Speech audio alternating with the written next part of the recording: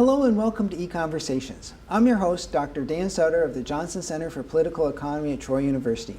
Our market economy relies heavily on the efforts of entrepreneurs to introduce new products and innovate and improve our lives. As a reward, entrepreneurs earn profit. And yet a considerable amount of research suggests that entrepreneurs seem to be motivated something other than just profit. Does it matter for how we think about economic activity if entrepreneurs are motivated by things other than just profit? In a new paper we just published with the Mercatus Center at George Mason University, my colleague at the Johnson Center, Dr. G.P. Manish, and I argue that it does, and particularly for instances of crony capitalism. G.P. joins me on the show today to talk about entrepreneurs, cronyism, and the message of this research. Welcome back to the show, G.P. Hey, Dan. Great to be here. So this is some research that we're going to be talking about today that we've done for the Mercatus Center, and is we wanted to take a new spin or a new take a little bit on what entrepreneurs do or what motivates entrepreneurs. Right. Yep. And before we get into that, I think we should probably talk about who are entrepreneurs and what do they contribute to our economy? I mean, entrepreneurs are the way I think about it is they're the ones who bear uncertainty. Mm-hmm. So we have all economic activity looks to the future, so you have to devote resources in order to produce for consumers who are other people, but products which will only, mature in the future out of your production process. Entrepreneurs are the guys who make decisions of, what to produce, how to produce, where to produce, all the key decisions, and so they're the ones who take and bear the onus of, uncertainty, of risk. Mm-hmm. And so they play a very key role because they're the ones who essentially decide what is to be produced and what's not to be produced. And they're also very important in terms of coming up with new ideas, right? Or Absolutely. to seize opportunities, yep. And before they can seize them, to envision ideas about what might make our lives better off, right? Right. So entrepreneurs are always associated with change, mm-hmm. right? They always change things. They always, lots of entrepreneurial activity just engages in, disrupting existing activity. What Joseph Schumpeter, the economist, called creative destruction, mm-hmm. where you destroy in order to create something that's new and more vibrant and more and better serves consumers.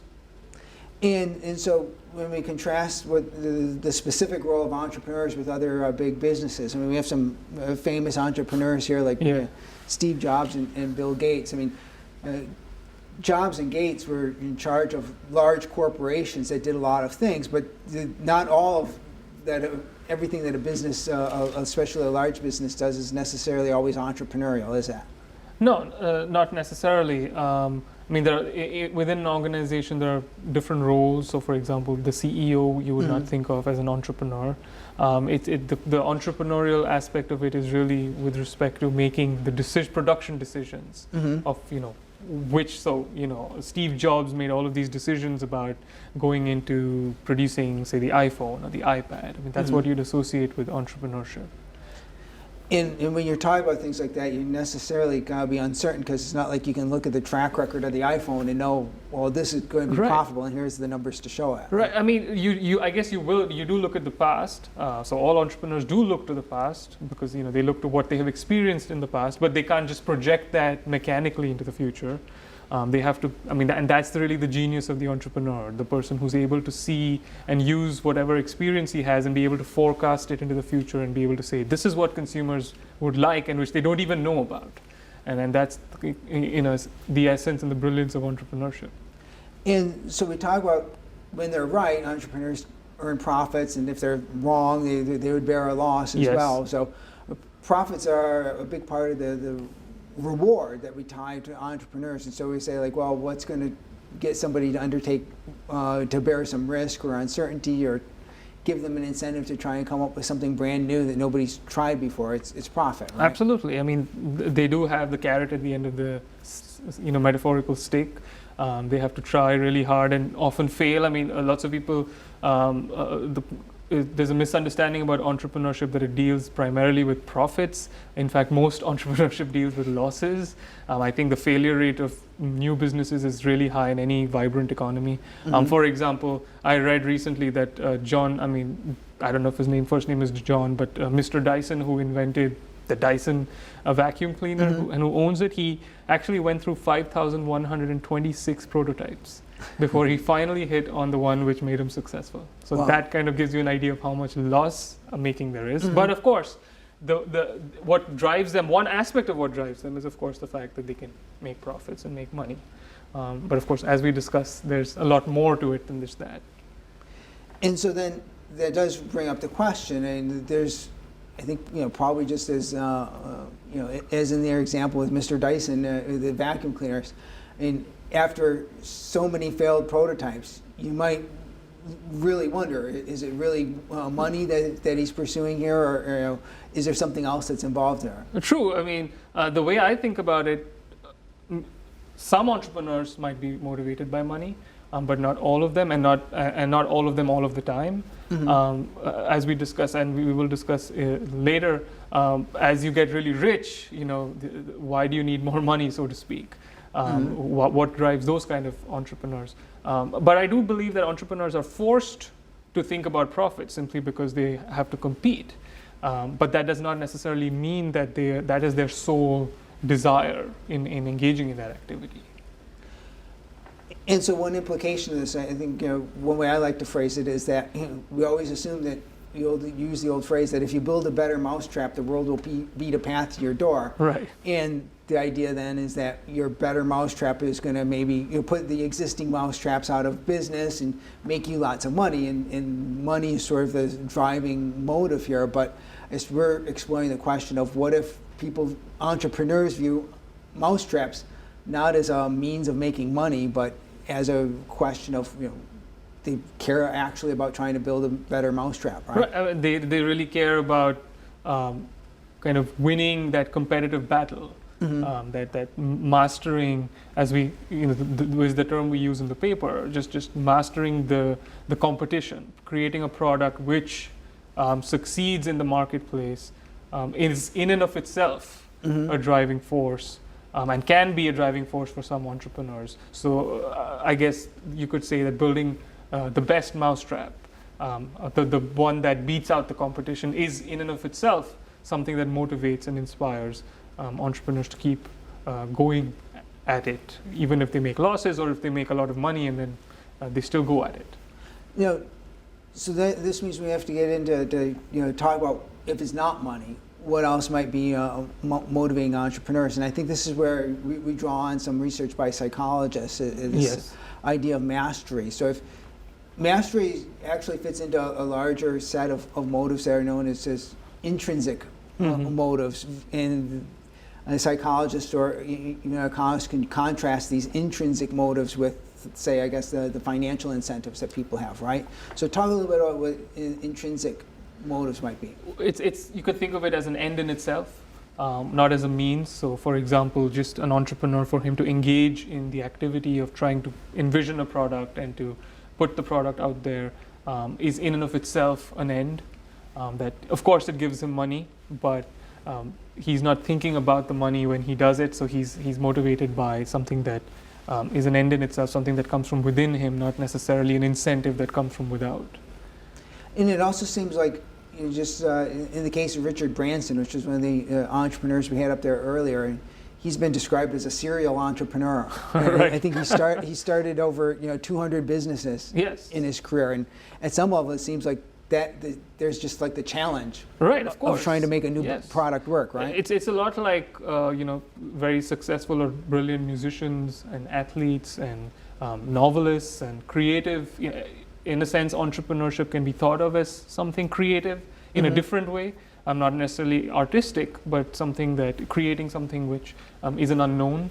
And so you could argue that what motivates highly successful athletes to keep going, when they've got all the money, it's the challenge, the fact that they can win and they can beat and be better than the competition and keep preparing for that and be motivated. So I would think of entrepreneurship as something, as some entrepreneurs, really successful ones who keep going, as being motivated by something along those lines.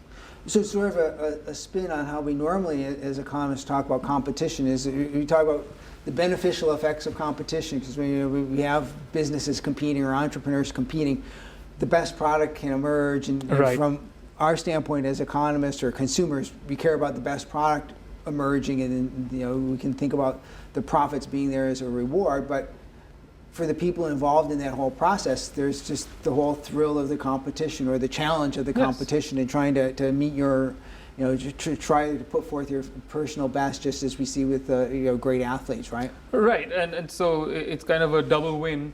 On the one hand, the fact that you have more competition means, like you said, that consumers' wants are best, or satisfied in the best possible way. But at the same time, entrepreneurs themselves are getting some sort of consumption or some sort of benefit from just engaging in the activity itself, which is dealing with uncertainty, dealing with competition, and all of and you could say they master or try to master that activity, just the way an athlete tries to master his sport, or a novelist tries to master his genre of writing, etc.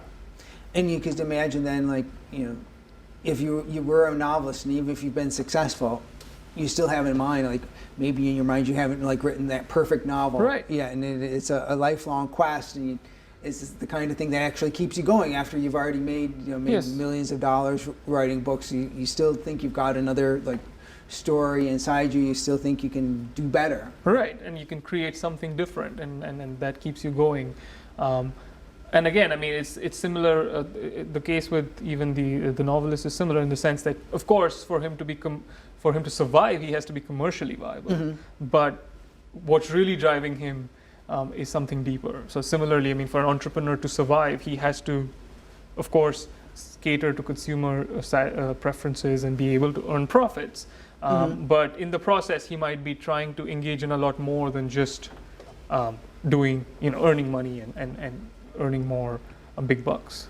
Now, you talk with artists and possibly also musicians. One of the things we often hear, especially amongst musicians, is the idea of people sell out. Right. And they go for these commercial success as opposed to artistic greatness or virtue.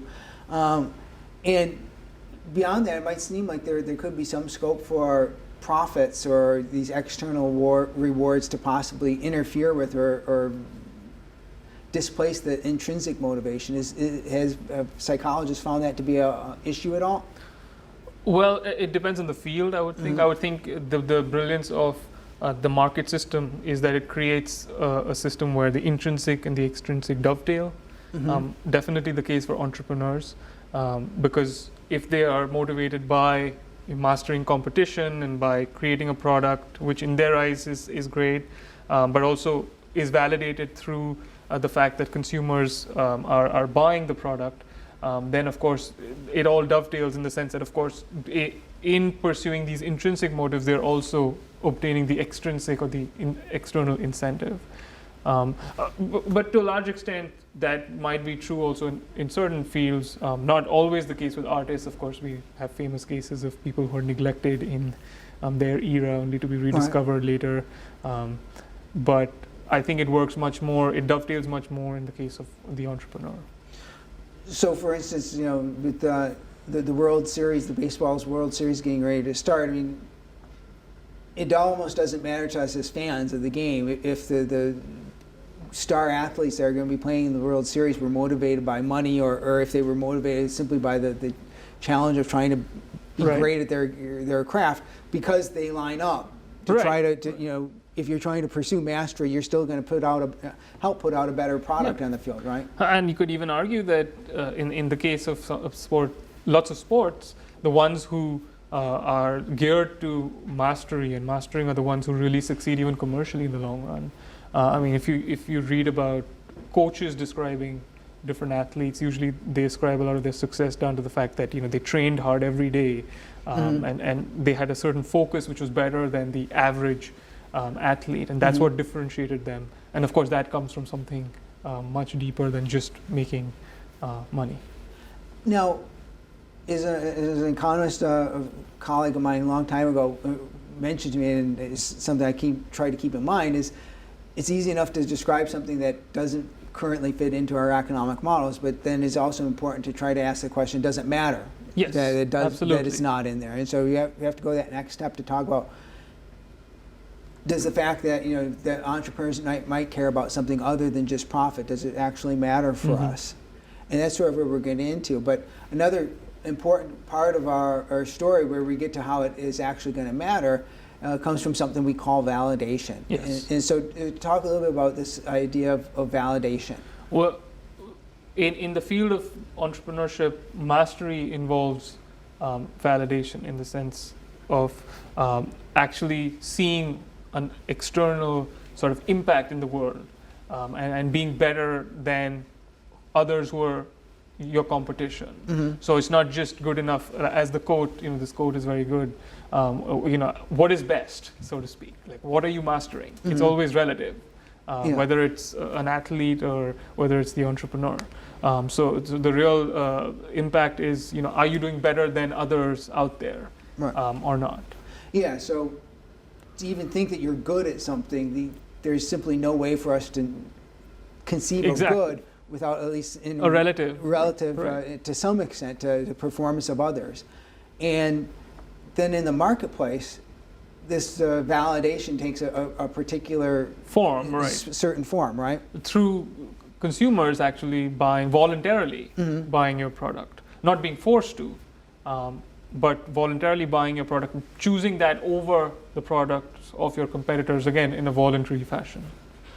So then, you might ask, what kind of evidence, kinds of things can we point to for this mastery motive amongst entrepreneurs? And I think we point to 3 different types of evidence in the paper, sort of to back up, although, at one level it might seem obvious that right. Entrepreneurs seem to be motivated by something more than this.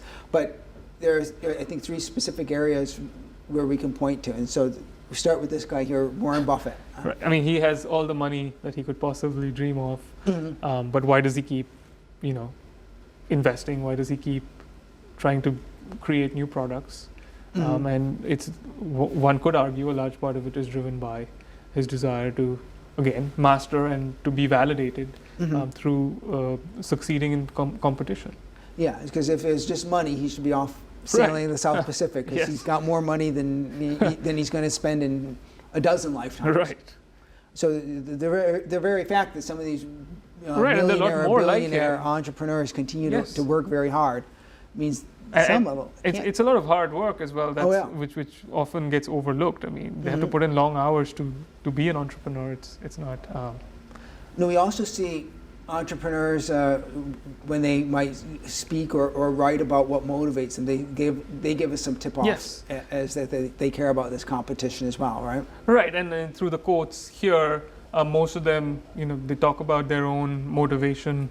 And Ted Turner's quote, for example, he says America is about competition and rising above that competition. Mm-hmm. That's the basis of what makes our economy and our society tick. And he's basically saying that, well, that's also what drives him, mm-hmm. that desire to best the competition. So he has, become rich, but it's not the only thing right. that's driving him here. Right.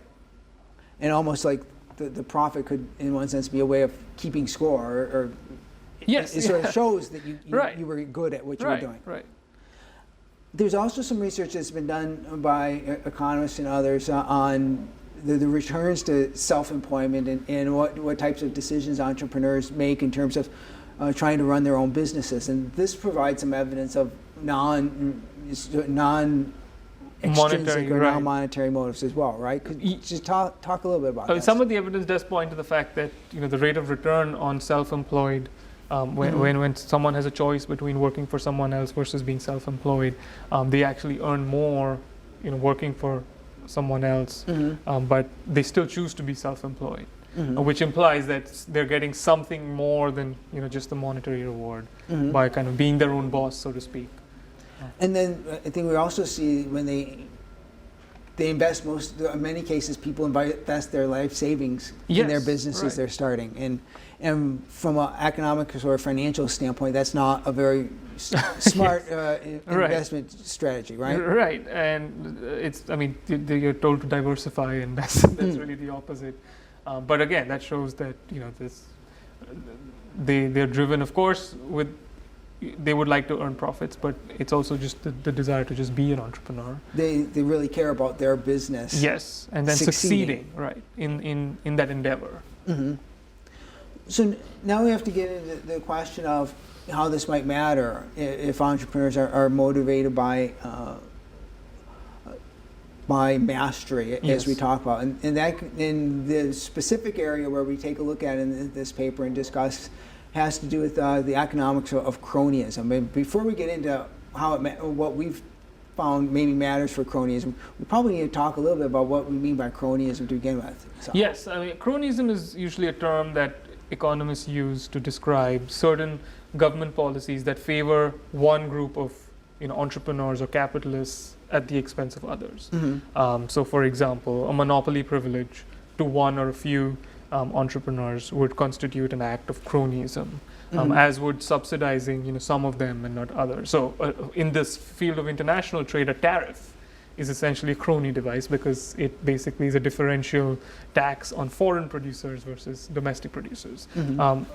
This sort of exercise that governments could engage in kind of picking winners and losers or rigging the field in favor of some and maybe the incumbents and kind of freezing out the competition. That's what we usually use the word cronyism to describe.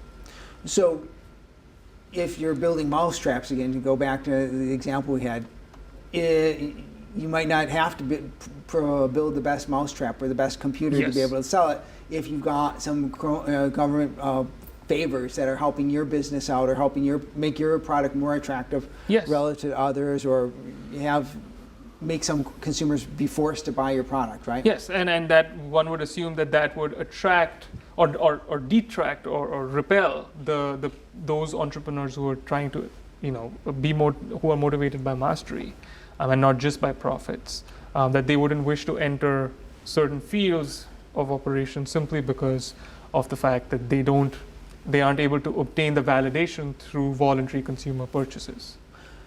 So, in effect, if you're motivated by the challenge of competition, and you end up with government favors, leading to a case where one of our competitors here has a tremendous advantage over the other. I mean, if assuming the giant sumo wrestler there is going to win, and it's not much of a challenge. It's not much of an accomplishment in that case, right? Yes, I mean, it isn't because if you've got if the field is rigged in your favor, then of course you're not going to be driven as much, or you don't need to be driven as much to better the competition, to create a product that actually is constantly being innovate and constantly create new products that are better than those of your competitors. If you're already given a huge advantage, or for example, if competition is just completely banned, or effectively in effect, if there's a huge barrier to competition, that would be like the incumbent being the big sumo wrestler. So it's sort of like if consumers are forced to buy your mousetrap, in some sense, you don't ever get any validation or any proof of the fact that you've actually built you've built the best mousetrap out there, right? Yes, and that you could assume that would attract certain people to that line of operation, especially those who just care about money, but it would detract from those who really wish to succeed in competition. It's a little like a rigged race. Which athlete who wants to master his sport wants to participate in a game that's already rigged to begin with. All right. So if there was a track meet where the organizers would promise some athletes that they're going to win, they were going to win. I mean, they might even fail to attract like the best athletes, of course, in the world. Some of the best athletes might decide, no, that's just not the kind of competition I want to race in because I don't actually get to. Yes, and that's something else. That's something else we do discuss in the paper. In that you would expect in a field like entrepreneurship that those who really desire mastery would, especially over time, be the best or really good entrepreneurs. And if that's the case, then of course cronyism, along with all the other harmful effects that, in the sense that it interferes with the process by which entrepreneurs cater to consumer preferences, and so it impacts how efficient the market system is. But another effect could be that it drives out those entrepreneurs who are really good at being entrepreneurs, simply because of the fact, again, just the way you could probably drive out the best musicians or the best athletes, those who are driven by a love for their craft and to master it, and instead be stuck with those who are just happy to take favors. So we do think, we do think that there could be some entrepreneurs who would be more than happy to Yes, be the sumo wrestler Yes, and just fight with a take child. and take home the prize. Right. Yes. And moreover, if you only care about money, Right. and these favors are going to give you money, that's a good deal if you only care about money. Yes. It only becomes, but if you care about the spirit of competition or trying to succeed at the competition, then these favors might actually make you worse off. Yes, and in fact, you could also think of it setting into play a vicious cycle, simply because those who are attracted purely by money might not have much of a problem trying to get more favors from those in power, while those who are in it to master the endeavor or the craft of being an entrepreneur would be less inclined or probably not inclined at all in order to get favors. So you could have this snowballing effect where you choose or you attract certain kinds of entrepreneurs into the field who are then will like more controls or more favors from government, and then you have that vicious cycle put into play. So once you get to a competition where you only have people who are willing to accept favors or win via favors, then they're not going to have any really objection to having more, even more favors. Right, and in fact, they might devote a lot of their resources into currying favor. And the economist William Baumol speaks about two different kinds of entrepreneurship, right? Productive entrepreneurship, where you're actually trying to cater to consumer preferences, and what he calls unproductive entrepreneurship, where you're trying to be an entrepreneur, but you're basically trying to be an entrepreneur in getting more government favors, and how unproductive entrepreneurship hurts growth in the long run. And so, yes, if you have more entrepreneurs who are willing to engage in unproductive as compared to productive entrepreneurship, that could very well be a problem for the economy in the long run. And so, could it actually be the case that if we think of entrepreneurs, some entrepreneurs being more skilled and other entrepreneurs being less skilled, and then some entrepreneurs being motivated by mastery and others being more motivated by profit, is there actually a reason we might expect that the mastery-seeking entrepreneurs might, on average, might be better entrepreneurs? Yes, I think that could be a valid assumption. Definitely, I think given the nature of the field, just the way you would think that the ones who are truly in it to master a certain creative field would be the ones who are best at it, especially in the longer run, as they do more and more of it. You could make a similar assumption for the entrepreneur. Yeah, because I think the psychologists studying mastery in other fields have seen that, like artists or musicians who express a strong intrinsic motivation. I mean, they're the ones, because to really succeed, you have to put in hours and hours and relentlessly of and not just practice, but it was called like dedicated or diligent practice, and that's so far connected from the eventual profits you're going to make. I mean, you think of whether it be baseball players as children or young adults trying to learn their craft, or musicians trying to, the Beatles trying to learn their craft before they attain great success. If you're only motivated by the dollar amounts, the connection's just going to be too weak. Absolutely.